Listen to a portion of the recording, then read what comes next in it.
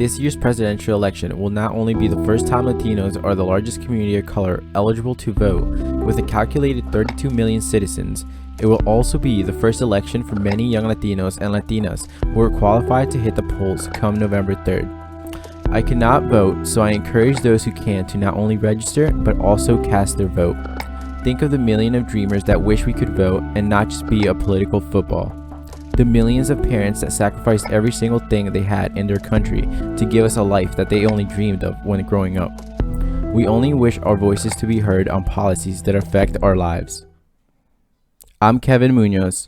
This is the Leo Podcast, and today is Monday, October 26th. I can't stress enough to my community how important voting is and educating yourself about politics, especially now more than before due to the current political environment and because of how extreme the parties have become. There are an estimated 58.9 million Hispanics in the United States, so with Latinos comprising 18.1% of the United States population, of those, 30 million are eligible to register and vote. Hispanics are the youngest racial or ethnic groups in the country with a median age of 30, according to the Pew Research Center. 1 million Latinos are expected to turn 18 every year for the next 2 decades. These are powerful numbers. However, the percentage of Latinos that participate in political activities varies but rarely exceeds half of those eligible. Our community needs to understand the importance of exercising this power, not only as individuals, but also the power we have as a community to affect the policy and shape the laws that impact us too. Latinos in the United States were especially affected by the pandemic.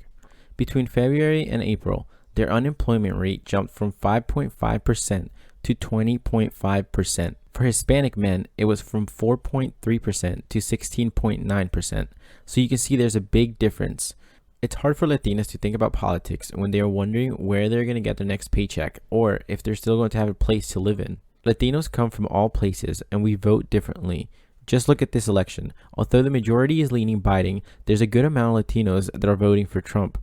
There's a lot of undecided voters in our community that consider themselves independent. I think the majority of Latinos consider what a candidate has to say about their native country, and they vote based on that. But now, more than ever, because our community has been affected the hardest from this pandemic, that Latinos will be voting on 3 major things: the coronavirus, the economy, and healthcare. Hispanics say that the coronavirus outbreak is among the most serious issue facing the nation, with 70% saying it is a very big problem, which is comparable with 60% who said unemployment from a Pew Research survey in June.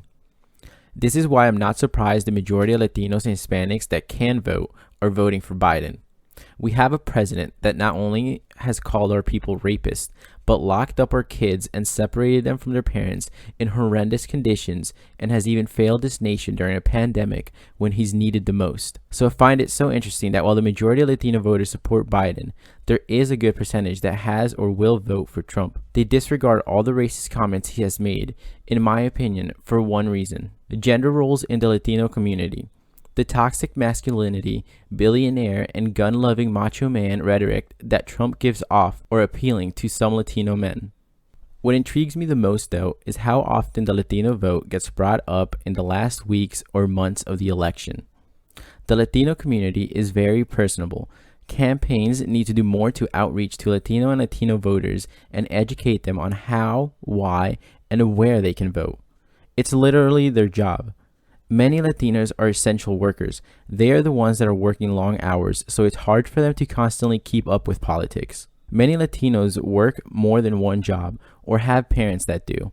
The time that is needed to be on top of government news and understand politics isn't always there. Voting is overwhelming because it requires someone to take a stance. A lot of Latinos fear that they will be attacked for their views or blamed for their choices. This leads to registration not being the biggest barrier, but casting their vote is where Latinos freeze up. In my opinion, from what I've observed, when the Latino community watches politicians make empty promises and never seeing a change in society, they think that, oh, it's all corrupt anyways, and that they don't realize their vote does matter and they do make a difference. However, I believe the majority feel overwhelmed by the choices and the political shamble that might be misleading or confusing. This is why campaigns need to do more and reach out to Latinos at the same time as they do to white voters, not the last weeks or months.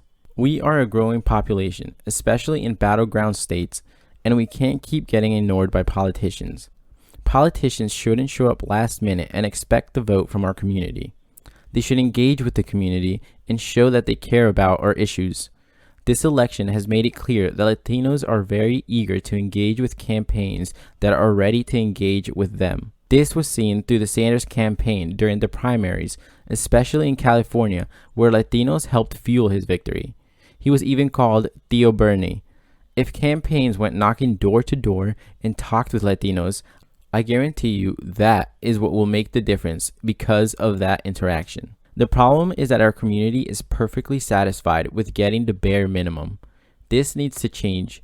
We need to come together as a community and demand change on policies that are affecting our lives, whether it is healthcare or the economy, and demonstrate that we demand change from a system that we are also paying into like every other American. And now some fun facts about the Latino vote. Number 1. In 2004, George W. Bush won 40% of the Hispanic vote, a record for a Republican candidate. Number 2. Evangelical Latinos are twice as likely, 36%, as those who are Catholic, 18%, to identify with the Republican Party. Number 3. Latinos make up a record 17% of Florida registered voters in 2020. Number 4. According to the latest annual report on the state of Latino entrepreneurship published by Stanford Graduate School of Business, companies and businesses run by Latinos enjoy faster growth than the average company across the country, and in 2016 generated $470 billion in revenue. Number 5. According to a survey carried out jointly by the Public Religion Research Institute and The Atlantic magazine in 2018, 9% of Latin voters and equal number of Black voters said that in 2016 elections, they or one of their family members were unable to vote due to not having a required form of identification. In comparison, only 3% of white voters suffered the same impediment on election day. That same survey also revealed that 14% of Latinos registered to vote in the 2016 elections had difficulty in finding a polling station on voting day, compared to 5% of white voters, while 11% of Latino voters reported that they were wrongly informed that they were not registered to vote when it came to casting their ballot. Furthermore, Latinos and Black Americans were twice as likely to not be granted time off from work in order to cast their votes. The survey estimates that the number of Latino or African American voters that experienced some obstacles to voting in 2016 was twice the number of white citizens who reported a similar experience. Let me know your thoughts on these fun facts, or if you have any of your own that you'd like to share, message me on my Instagram at @LatinAmericaneo. And now for the key takeaways for today's episodes. Hispanics are among the youngest racial or ethnic groups in the country with a median age of 30. Latinas in the United States were especially affected by the pandemic. Between February and April, their unemployment rate jumped from 5.5% to 20.5%. Latinos will be voting on 3 major things: coronavirus, the economy, and healthcare. Registration is not the biggest barrier for Latino voters, but casting their vote is. And finally, politicians need to do more to engage with our community and show that they care about our issues as well if they want the Latino vote. If you want to support me in the podcast, just follow my Instagram and any of my socials at @LatinAmericaneo. And as usual, if you have any questions or want to know more in detail about what was covered on today's episode, you can find more info in my blog post on my website, latinamericaneo.org. That's LatinAmericaneo.org. I'm Kevin Munoz. This is the Leo Podcast, and thank you for joining me today. I'll see you next time.